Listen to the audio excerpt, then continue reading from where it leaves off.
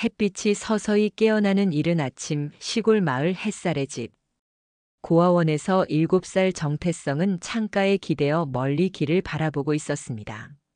아직 어린 눈동자가 간직한 슬픔은 말할 수 없이 깊었어요.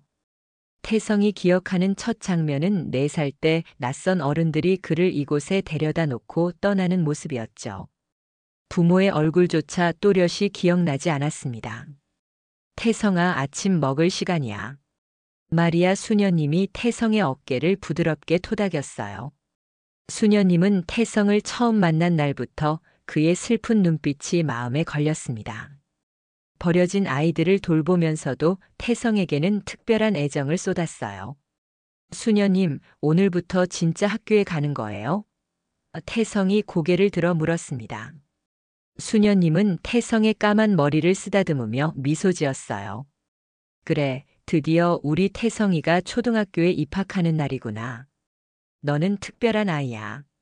학교에서도 반드시 빛날 거야. 오늘은 태성이 처음으로 마을 초등학교에 입학하는 날이었습니다. 새 책가방과 깔끔한 교복을 입고 거울 앞에 선 태성의 표정은 기대와 두려움이 뒤섞여 있었어요. 작은 손으로 교복의 주름을 정리하며 태성은 깊은 숨을 내쉬었습니다. 아침 식사 후 태성은 수녀님의 손을 잡고 마을 초등학교로 향했습니다. 학교로 가는 길은 봄꽃이 피어나는 아름다운 시골길이었지만 태성의 마음은 무거웠어요. 마을에서는 고아원 아이들을 좋게 보지 않는다는 것을 이미 알고 있었거든요. 학교 정문에 도착하자 아이들의 시선이 태성에게 쏠렸습니다. 누군가 작게 속삭였어요. 또 고아원에서 왔대. 교실에 들어서니 담임 선생님이 태성을 소개했습니다. 오늘부터 우리 반에서 공부할 정태성 학생이에요. 모두 친하게 지내도록 해요. 태성은 긴장된 표정으로 인사했어요. 안녕하세요. 정태성입니다. 잘 부탁드립니다. 하지만 교실 뒤쪽에서 철민이라는 남자아이가 큰 소리로 말했습니다. 쟤네 부모 없대. 고아원에서 왔대. 선생님이 철민을 꾸짖었지만 이미 교실에는 작은 웃음소리와 수군거림이 퍼졌어요. 태성은 고개를 숙인 채 맨 뒷자리로 걸어갔습니다. 작은 손이 책가방 끈을 꽉 쥐고 있었죠. 첫날부터 태성은 고아원 아이라는 꼬리표를 달게 되었어요. 쉬는 시간에 혼자 구석에 앉아 책을 읽는 태성의 눈에 눈물이 맺혔지만 아무에게도 보이지 않으려 애썼습니다. 하교 시간 태성은 서둘러 학교를 나섰지만 철민과 그의 친구들이 앞을 가로막았어요. 야, 고아원 놈. 너네 부모는 왜 너 버렸어? 너 못생겨서 그랬지?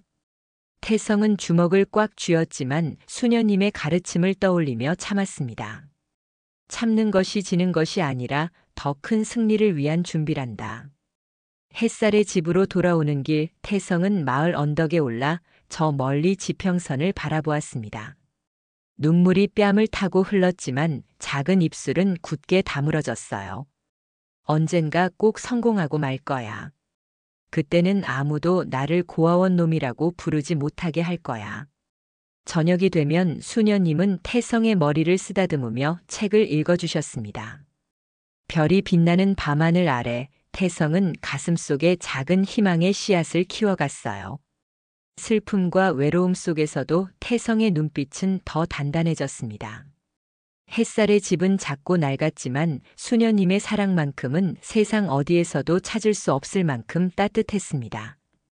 태성의 마음속에는 언젠가 이 사랑을 베풀어준 분들에게 보답하리라는 다짐이 조용히 자라고 있었어요. 시간은 빠르게 흘러 태성이 초등학교 3학년이 되었습니다.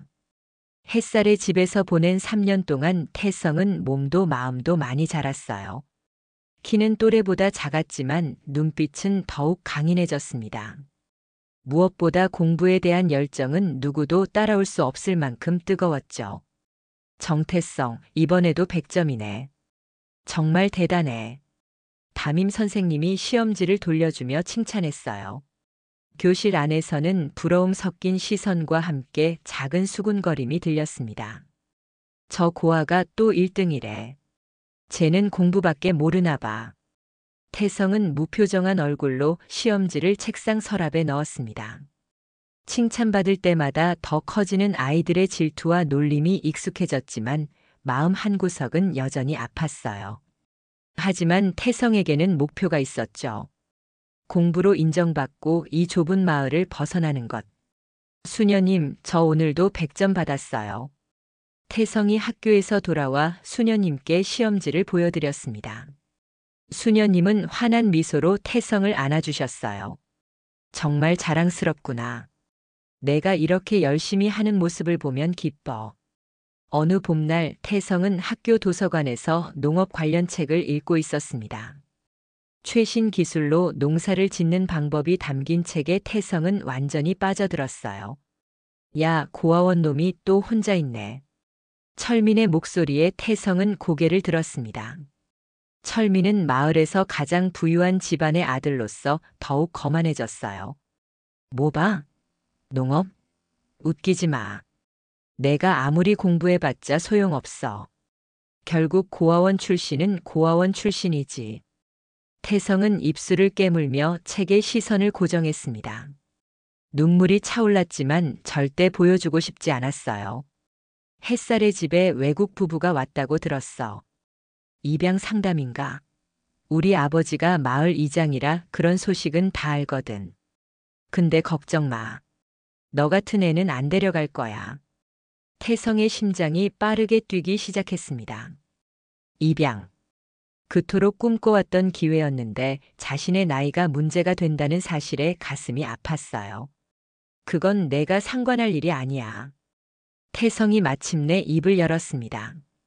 철민은 비웃으며 대답했어요. 그래. 근데 안타깝게도 우리 동네 사람들은 다들 그렇게 생각해. 너희 같은 애들은 좀 달라. 태성은 벌떡 일어나 철민의 앞에 섰습니다. 그동안 참아왔던 분노가 치밀어 올랐어요. 두 사람 사이에 실랑이가 벌어졌고 선생님이 달려왔죠. 정태성, 철민이, 무슨 짓이니? 당장 교무실로 따라와. 교장 선생님의 꾸중을 듣고 나온 태성은 학교 뒤편 작은 숲으로 달려갔습니다. 그곳에서 숨이 찰 때까지 소리내어 울었어요. 저녁 햇살의 집으로 돌아온 태성은 수녀님께 모든 일을 털어놓았어요. 분노와 슬픔이 뒤섞인 태성의 이야기를 들으며 수녀님의 눈에도 눈물이 고였습니다. 태성아, 내가 많이 아프구나. 하지만 기억해라. 복수보다 더 위대한 건 너의 가능성이란다. 태성은 수녀님의 말씀을 되새기며 고개를 끄덕였습니다. 그리고 그날 밤 창가에 앉아 별을 바라보며 다짐했어요. 난 반드시 성공할 거야. 그리고 언젠가 보여줄 거야. 내가 누구인지가 아니라 내가 무엇을 할 수 있는지를. 그날 이후 태성은 더욱 공부에 매진했습니다. 학교에서 돌아오면 태성은 햇살의 집 뒤편 작은 텃밭에서 식물을 가꾸었어요.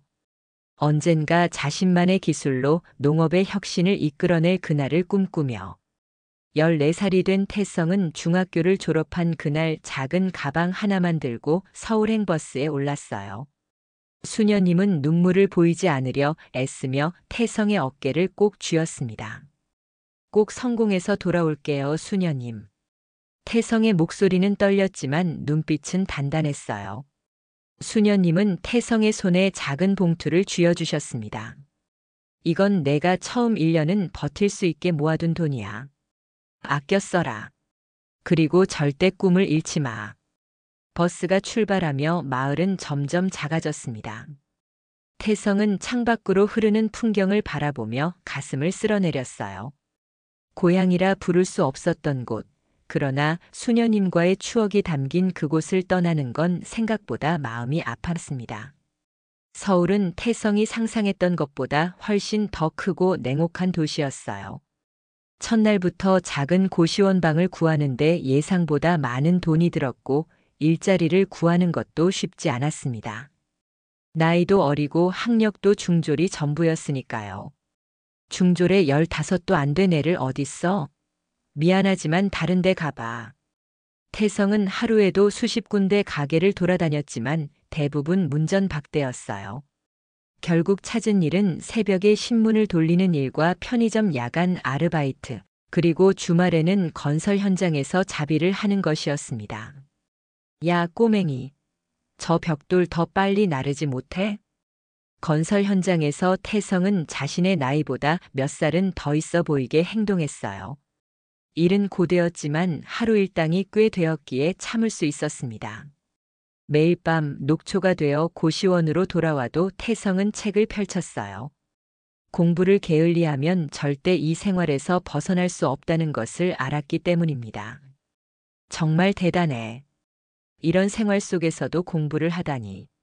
고시원 옆방의 대학생 형이 태성에게 말을 걸었습니다. 그는 태성이 매일 밤늦게까지 책을 읽는 모습을 지켜봐 왔어요. 그 인연으로 태성은 검정고시 준비를 시작했고 형의 도움으로 고등학교 과정도 독학했습니다. 첫 해는 정말 힘들었어요. 수녀님이 주신 돈도 바닥을 드러냈고 몸은 항상 피곤했습니다. 하루는 건설 현장에서 무거운 자재를 나르다 넘어져 발목을 다쳤어요. 병원비를 낼 수 없어 그대로 참고 일했지만 결국 며칠 동안 일을 못하게 되었습니다. 이게 뭐 하는 짓이야? 왜 이렇게 살아야 하지? 고시원 바닥에 누워 천장을 바라보며 태성은 처음으로 좌절감을 느꼈습니다. 그때 문득 수녀님의 얼굴이 떠올랐어요. 복수보다 더 위대한 건 너의 가능성이란다. 그 말을 되새기며 태성은 다시 일어났습니다. 18살 태성은 마침내 대학 입시를 준비했어요. 낮에는 일하고 밤에는 공부하는 생활이 계속되었지만 이제 목표가 명확했습니다. 농업기술학과에 진학해서 스마트 농업을 배우는 것. 그리고 결국 노력은 결실을 맺었어요. 정태성 학생, 특별장학생으로 선발되었습니다. 축하합니다. 대학 입학 통지서를 받던 날 태성은 처음으로 자신의 노력이 인정받는 기분을 느꼈습니다. 장학금 덕분에 전액 등록금을 지원받을 수 있었고 더 나은 곳으로 이사할 수도 있었어요. 대학 생활은 태성에게 새로운 세계였습니다. 처음으로 고아원 출신이라는 꼬리표 없이 그저 열심히 사는 대학생으로 인정받았어요. 농업기술학과에서 태성은 최신 스마트팜 기술과 디지털 농업 시스템을 배웠고 그 분야에서 독보적인 존재가 되어갔습니다. 정태성 학생, 자네 논문이 국제학술지에 실렸네. 정말 대단해. 교수님의 칭찬에 태성은 겸손하게 고개를 숙였지만 마음속으로는 환희의 눈물을 흘렸어요. 어린 시절 농업책을 읽던 그 소년이 이제는 농업의 미래를 그리는 청년이 되었습니다. 45살이 된 정태성은 이제 스마트팜테크라는 자신의 회사를 경영하는 CEO가 되었습니다. 대학 졸업 후 농업기술 스타트업을 창업한 태성은 수년 만에 업계에서 주목받는 기업가로 성장했어요. 그가 개발한 스마트 농업 시스템은 농촌 지역에 혁신을 가져왔고 투자자들의 관심도 뜨거웠습니다. 태성 대표님, 다음 주 농업혁신 포럼에서 기조연설을 부탁드립니다. 정 대표님, 저희 지역에도 스마트팜 시스템을 도입하고 싶습니다. 매일같이 쏟아지는 제안과 요청에 태성은 바쁜 나날을 보냈어요. 서울 강남의 고층 빌딩에 위치한 사무실에서 태성은 창밖으로 펼쳐진 도시를 바라보며 깊은 생각에 잠겼습니다. 대표님, 오늘 일정 마무리되셨습니다. 비서가 문서를 건네며 말했어요. 태성은 고개를 끄덕였습니다. 고마워요. 저는 조금 더 있다 가겠습니다. 비서가 나간 후 태성은 책상 서랍에서 낡은 사진 한 장을 꺼냈어요.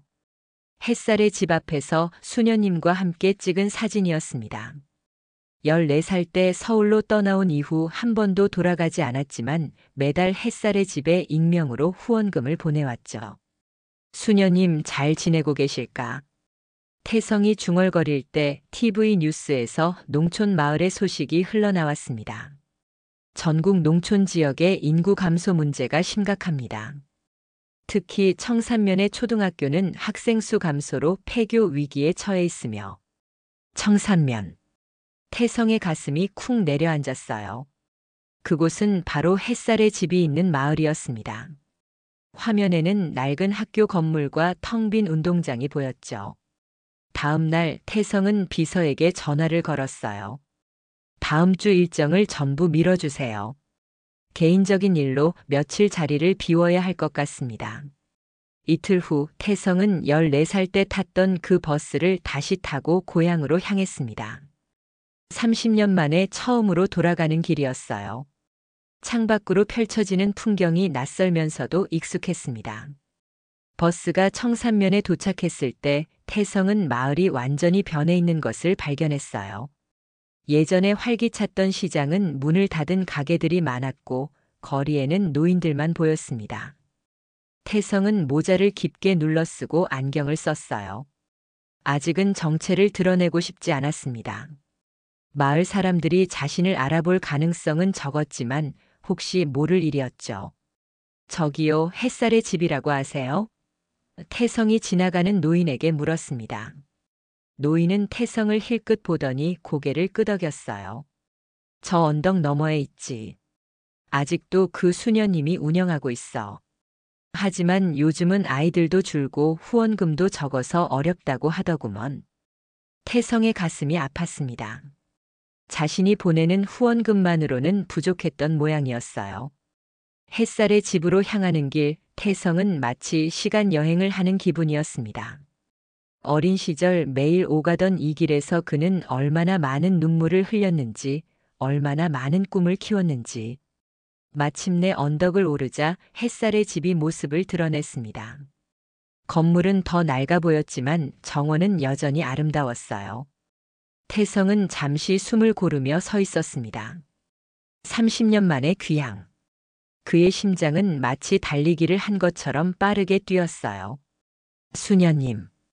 태성의 목소리가 떨렸습니다.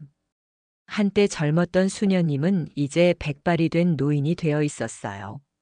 하얗게 센 머리카락과 깊어진 주름이 세월의 흐름을 보여주었지만 그 따뜻한 눈빛만은 30년 전과 똑같았습니다. 수녀님은 태성을 알아보지 못하고 의아한 표정으로 바라보았어요. 죄송하지만 누구신지. 태성은 천천히 모자와 안경을 벗었습니다. 그의 눈에서는 어느새 눈물이 흘러내리고 있었어요. 수녀님, 저예요. 정태성입니다. 순간 수녀님의 얼굴이 굳었습니다. 그리고 천천히 양손을 입에 가져다 대며 눈물을 쏟기 시작했어요. 태성아, 정말 너구나. 내가 정말 돌아왔구나. 두 사람은 말없이 서로를 껴안았습니다. 시간이 멈춘 것만 같았어요. 수녀님의 어깨는 예전보다 훨씬 작고 약해진 느낌이었지만 그 품은 여전히 태성에게 세상에서 가장 따뜻한 곳이었습니다. 들어와라, 태성아. 얼마나 기다렸는지 몰라. 수녀님이 태성의 손을 잡고 집 안으로 안내했어요. 햇살의 집 내부는 조금 바뀌어 있었지만 그 따뜻한 분위기만은 그대로였습니다. 태성은 어린 시절 자신이 사용했던 방을 지나치며 추억에 잠겼어요. 지금은 다른 아이들이 사용하고 있었지만 창가에 놓인 책상은 예전 그대로였습니다. 지금 아이들은 몇 명이나 있어요? 태성이 물었어요. 수녀님은 한숨을 내쉬었습니다. 이제 5명뿐이란다. 예전엔 10명도 넘었는데 요즘은 아이들이 대부분 도시 시설로 가게 되지. 이 작은 시골 고아원은 점점 외면받고 있어. 태성은 가슴이 아팠어요. 그가 보내는 후원금이 햇살의 집을 유지하는 데 도움이 되고 있었지만 시대의 변화를 막기에는 역부족이었나 봅니다. 그래도 내가 보내준 후원금 덕분에 지금까지 버틸 수 있었단다. 고마워, 태성아. 태성은 놀라서 수녀님을 바라보았어요. 어떻게 아셨어요? 제가 이름을 밝히지 않았는데. 수녀님은 미소 지었습니다. 어떻게 몰랐겠니? 입금자명이 TS였잖아. 정태성의 이니셜이지. 내가 널 몇 년이나 키웠는데 그 정도 짐작 못했을까봐. 난 알고 있었단다. 내가 언젠가 돌아올 거라는 것도. 햇살의 집 아이들이 학교에서 돌아온 후 태성은 그들과 저녁을 함께 했습니다. 아이들은 낯선 어른이 누구인지 궁금해했지만 수녀님은 그저 우리 집의 소중한 가족이라고만 말했어요.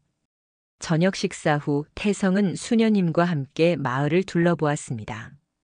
예전에 그를 괴롭히던 아이들은 대부분 도시로 떠났고 마을은 노인들만 남아 활기를 잃은 상태였어요. 학교도 곧 문을 닫을 거래. 아이들이 너무 적어서. 수녀님이 말했습니다. 태성은 침묵 속에서 많은 생각을 했어요. 자신이 그토록 증오했던 마을이었지만 지금은 그저 시간에 뒤처진 쓸쓸한 고향으로만 느껴졌습니다. 수녀님, 요즘 건강은 어떠세요? 태성이 물었어요. 수녀님은 가볍게 기침을 하며 웃었습니다. 나이가 드니 이것저것 불편해지는구나. 특히 요즘은 조금만 움직여도 숨이 차. 하지만 아직은 괜찮아. 아이들을 돌볼 수 있을 만큼은 건강하니까. 태성은 그 말에 가슴이 아팠어요. 수녀님의 얼굴에 비친 피로와 병색이 이제야 눈에 들어왔습니다. 그동안 자신만 생각했던 것이 부끄러웠어요. 수녀님, 제가 도울 방법이 있을까요? 태성이 진심을 담아 물었습니다.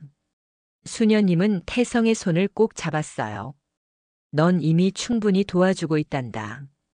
그리고 내가 이렇게 건강하게 자신의 길을 찾아 성공한 것이 나에겐 가장 큰 선물이야. 마을의 익명의 대규모 기부자 소식이 전해지자 청산면은 오랜만에 활기를 띠었습니다. 마을 회관 앞에는 이른 아침부터 사람들이 모여들었어요. 태성은 모자를 깊게 눌러쓴 채 그들 사이에 섞여 있었습니다.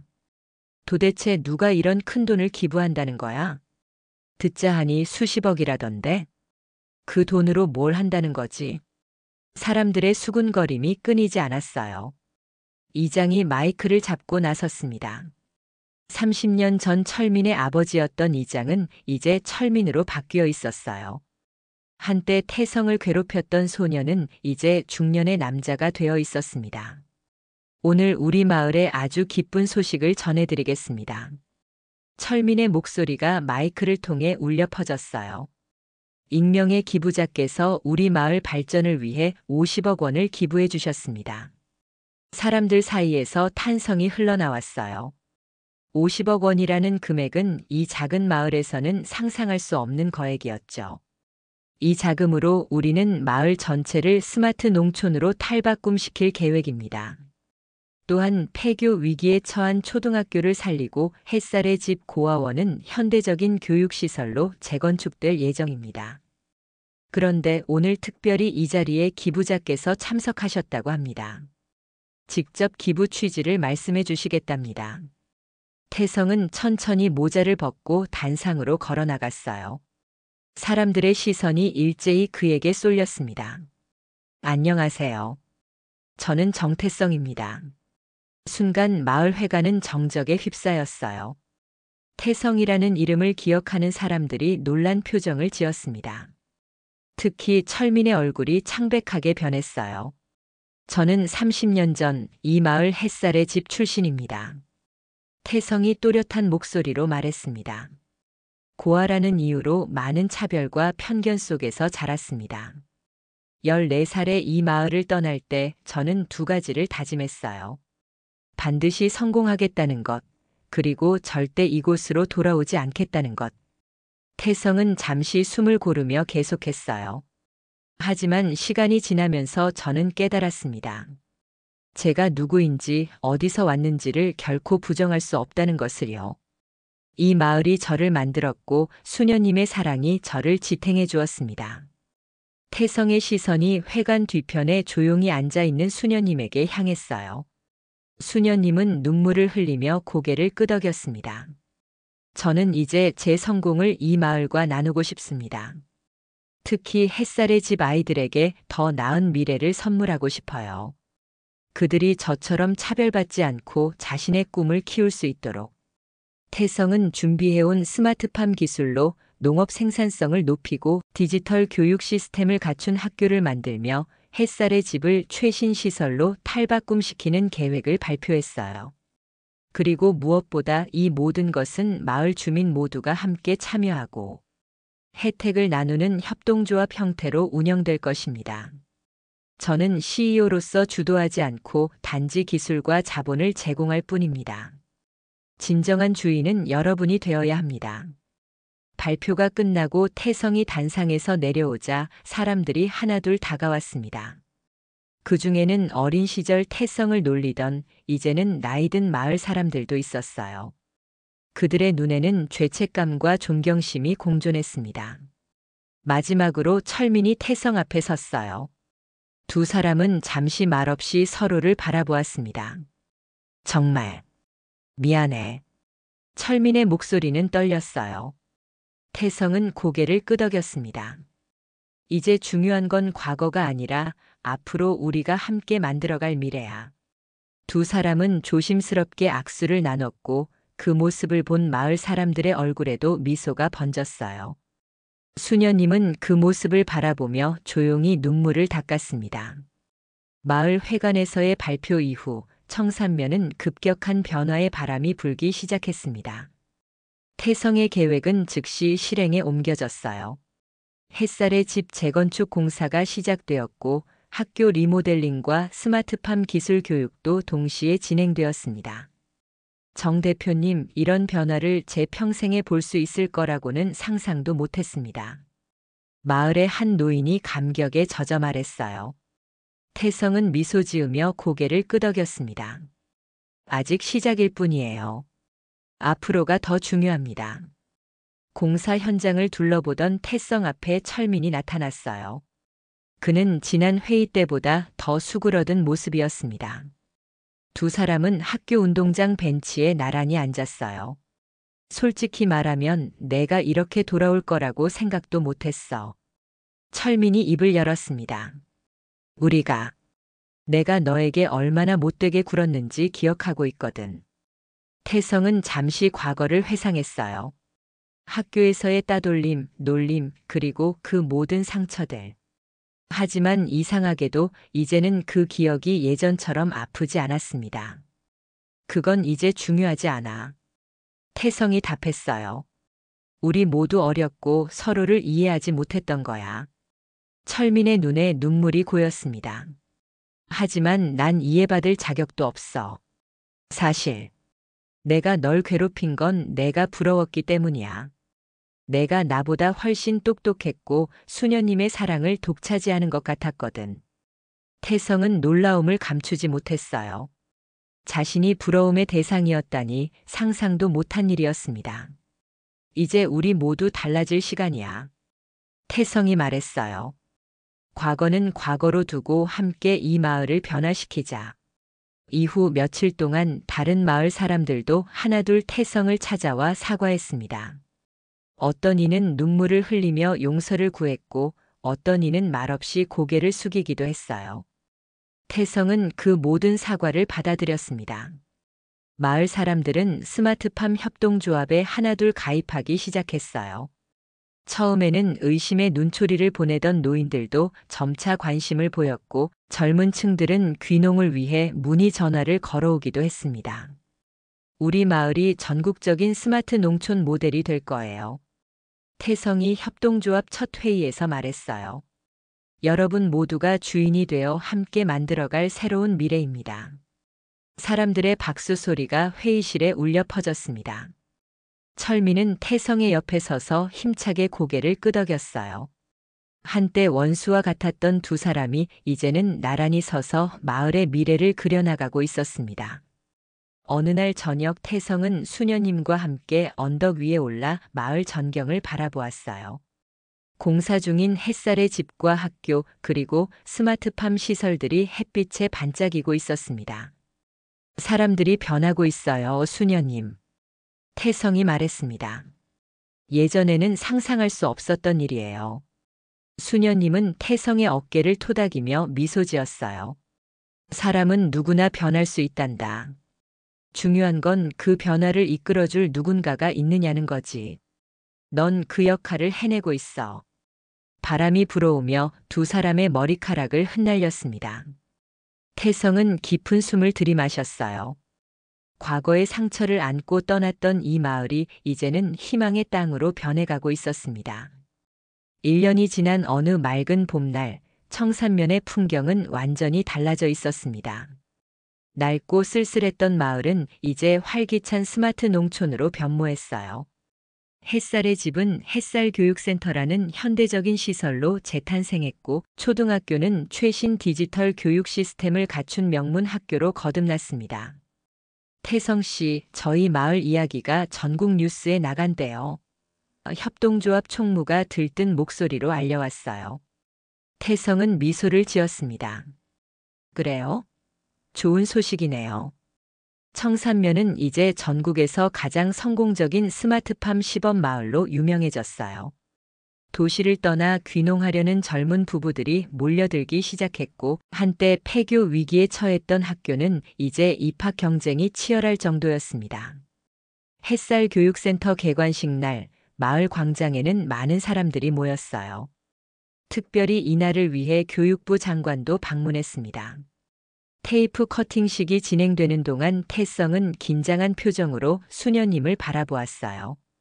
이제 소개해드릴 분은 햇살교육센터의 명예관장이신 마리아 수녀님입니다. 태성이 마이크를 들고 말했습니다. 수녀님께서는 50년 넘게 이 마을의 아이들을 보살펴 오셨습니다.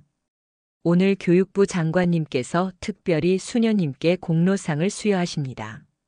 수녀님은 놀란 표정으로 단상에 올랐어요. 백발이 된 수녀님의 얼굴에 눈물이 흘러내렸습니다.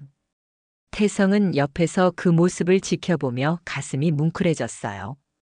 제가 한 일은 특별한 것이 아닙니다. 수녀님이 떨리는 목소리로 말했어요. 단지 사랑이 필요한 아이들에게 사랑을 주었을 뿐입니다. 그리고 그 아이들 중 한 명이 이제는 이 마을 전체를 변화시켰네요. 모든 사람들의 시선이 태성에게 향했습니다.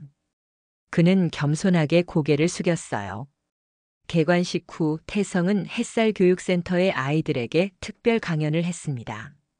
지금은 10명이 넘는 아이들이 센터에서 생활하고 있었어요.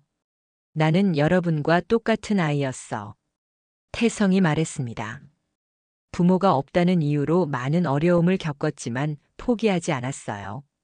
여러분도 자신의 꿈을 포기하지 마세요. 어떤 환경에서 태어났는지는 중요하지 않아요.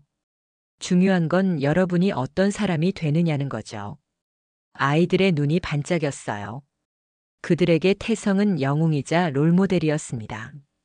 저녁 무렵 태성은 수녀님과 함께 센터 앞 공원 벤치에 앉았어요.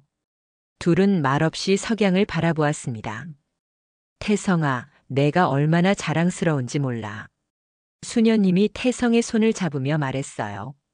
내가 이런 일을 해낼 줄 알았단다. 태성은 미소 지었습니다. 수녀님 덕분이에요. 수녀님이 아니었다면 저는 지금 여기 없었을 거예요. 아니야. 이건 모두 내 힘으로 이룬 거란다. 넌 특별한 아이였어.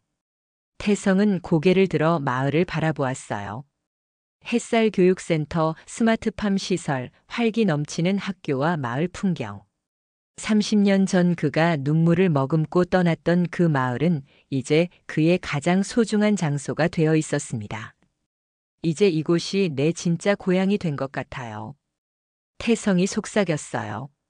수녀님은 고개를 끄덕였습니다. 고향은 태어난 곳이 아니라 내 마음이 있는 곳이란다. 한 달 후 태성은 서울 본사와 청산면을 오가며 일하는 새로운 생활에 적응해 갔습니다. 그는 마을에 작은 집을 마련했고 햇살교육센터의 아이들과도 자주 시간을 보냈어요. 어느 날 센터의 한 아이가 태성에게 물었습니다. 태성 아저씨, 고아원 출신이라도 행복해질 수 있어요? 태성은 아이의 머리를 쓰다듬으며 대답했어요. 물론이지. 내가 어디서 왔는지보다 어디로 가는지가 더 중요해. 그리고 너희들은 혼자가 아니야. 우린 모두 가족이니까. 아이의 얼굴에 환한 미소가 번졌습니다. 태성은 그 모습을 보며 자신의 어린 시절을 떠올렸어요. 외롭고 상처받았던 그 소년이 이제는 다른 아이들에게 희망을 전하고 있었습니다. 햇살의 집에서 시작된 작은 사랑의 씨앗은 이제 마을 전체를 따뜻하게 비추는 햇살이 되었어요. 태성이 바꾼 것은 단순히 마을의 모습만이 아니라 사람들의 마음이었습니다. 그리고 그것이야말로 진정한 고향의 의미였죠.